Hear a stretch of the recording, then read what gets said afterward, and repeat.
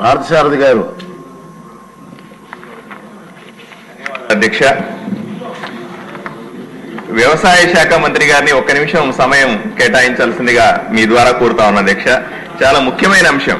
వ్యవసాయ శాఖ మంత్రి గారికి నోట్ చేసుకుంటారు, చెప్పండి. వాళ్ళు చెప్పండి.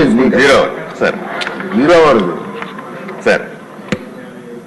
నేను ఆదోని నియోజకవర్గం నుంచి ప్రాతినిధ్యం వహిస్తున్నాను అధ్యక్ష.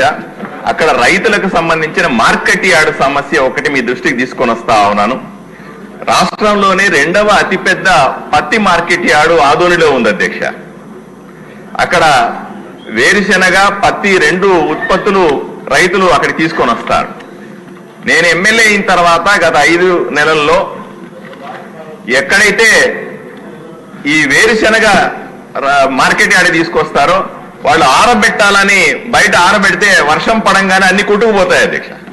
నేను ఒకసారి అలా జరిగినప్పుడు మార్కెట్ యార్డ్ తీసుకెళ్లి డ్రైనేజీలు ఏర్పాటు చేయమంటే ప్రపోజల్స్ పంపించామంటారు. మళ్ళీ నెల తర్వాత మళ్ళీ బుడ్డలన్నీ కొట్టుకుపోయినాయి.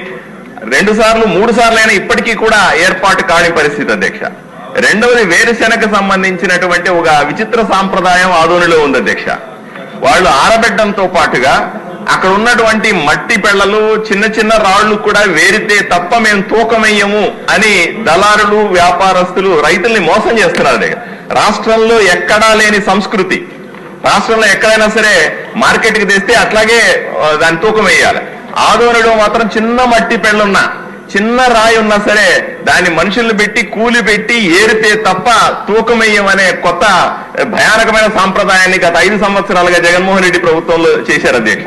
ఇది చాలా దారుణం. దీనివల్ల నష్టపోతున్నారన్న విషయం చెప్తాను అధ్యక్ష. ఇక రెండో విషయానికి వస్తే, పత్తి రేటు రావట్లేదు అధ్యక్ష. ఎన్నిసార్లు, ఎందుకంటే రెండవ అతిపెద్ద మార్కెట్ పత్తి మార్కెట్, మా రైతులకు పత్తి మార్కెట్ రావట్లేదు అధ్యక్ష. ఇంకొక విష సంస్కృతి ఏమిటంటే, మామూలుగా రైతుల దగ్గర నుంచి మనము ఏ వస్తువు కొన్నప్పటికీ కూడా దాన్ని సాయంకాలానికి డబ్బులు పే చేయాలి అధ్యక్ష. కానీ అక్కడ దళారులు 15 రోజులు 20 రోజులకి డబ్బులు ఇస్తా ఉన్నారు. పొరపాటున అదే రోజు డబ్బులు ఇవ్వాల్సి వస్తే ₹2 వడ్డీని పట్టుకుని అక్కడ డబ్బులు ఇస్తా ఉన్నారు. అదే నేను పలుసార్లు ప్రశ్నించాను మార్కెట్ యార్డ్ సెక్రటరీని కూడా. అయినప్పటికీ కూడా వడ్డీని వసూలు చేసే విష సంస్కృతిని తీయట్లేదు అధ్యక్ష. ఇది రైతులకు చాలా పెద్ద అన్యాయం చేస్తా ఉందన్న విషయాన్ని మీకు దృష్టి తీసుకొస్తా ఉన్నాను.